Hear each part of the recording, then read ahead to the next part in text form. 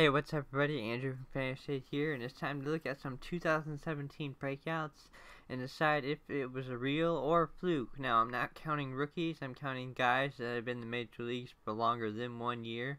So Bellinger and Judge are not eligible for this list, so let's take a look. First is Gennett, who just had a fantastic season. 27 home runs, 97 RBIs, 295 on a really bad Reds team. His hard contact rate was 34.4%, and he was covered the plate very well. As if you can look at the hit chart there, it's very evenly spread out, and I think the average is for real. However, the home runs, he's not a 27 home run guy. So I think maybe he could be a 20 home run guy, especially in the park he plays, Great American Ballpark in Cincinnati. But he'll definitely regress a little bit in the home run department. But beyond that, I think the numbers are for real. He can hit anywhere in the zone, and he showed that a lot this year. Number 2, we have Travis Shaw, who was only third base eligible this year. He was first base, third base eligible in 2017. He hit over 30 home runs this year. He made the Red Sox regret trading him, I bet.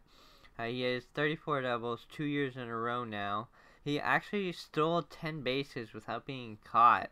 And that tells me he's not a fast base runner, but he's a smart base runner and will take those bases when he can.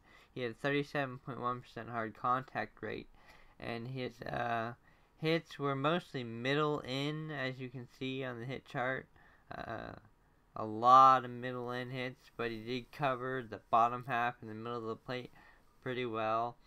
I think everything he did this year is absolutely legit. The average, the home runs, even the RBIs, because I think Milwaukee's lineup is going to be very solid going into 2018. So I think Travis Shaw, what we saw is an actual breakout, and that he will continue this.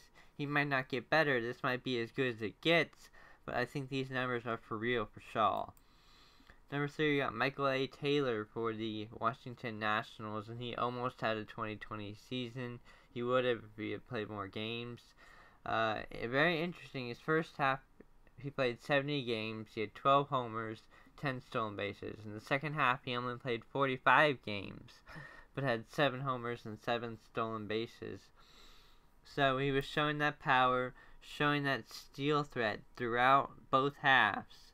And this could, I'm saying it now, Michael A. Taylor, if he gets the playing time, if the Nationals give him the playing time, he will be an easy 2020 candidate.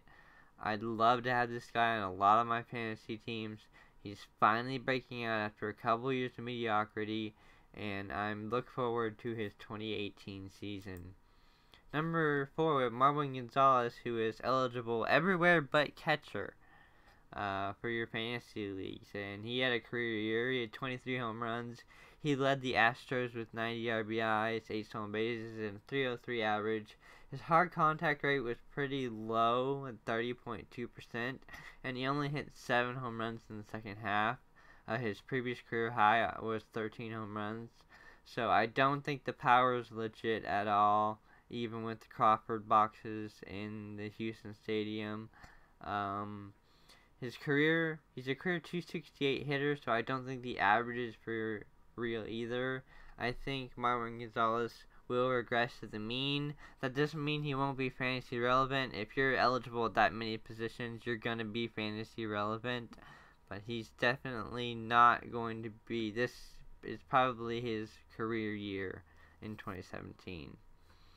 And finally, we have Chris Taylor, who is second base, shortstop, and outfield eligible for the Los Angeles Dodgers. His hard contact rate was only a little bit above Marwin Gonzalez's. He had virtually identical first and second halves. I think he had 10 home runs in the one half, 11 in the other. Pretty similar stolen base rates the first and second half. And this is another guy, I think the power comes down a little bit. Maybe he's a 12 to 15 home run guy with 15 to 20 steals. But this guy can hit for average. I think he's going to be a 300 hitter going forward. You know, he has the hit tools. You can see he loves the ball in the middle of the plate. I mean, what batter doesn't? But especially him. 32 balls hit right down the center for a base hit. And he doesn't have a lot of hits outside the zone, but he doesn't strike out a ton. So what that really means is he's not chasing those pitches out of the zone. He waits for his pitch, he gets it, he gets a base hit. So again, maybe the power doesn't get up to 20 home runs, but still a very valuable player. You can always follow me on Twitter at FantasyA1 or email me at fantasya1@gmail.com if you have any questions for Fantasy 8. I'm Andrew, and thanks for watching.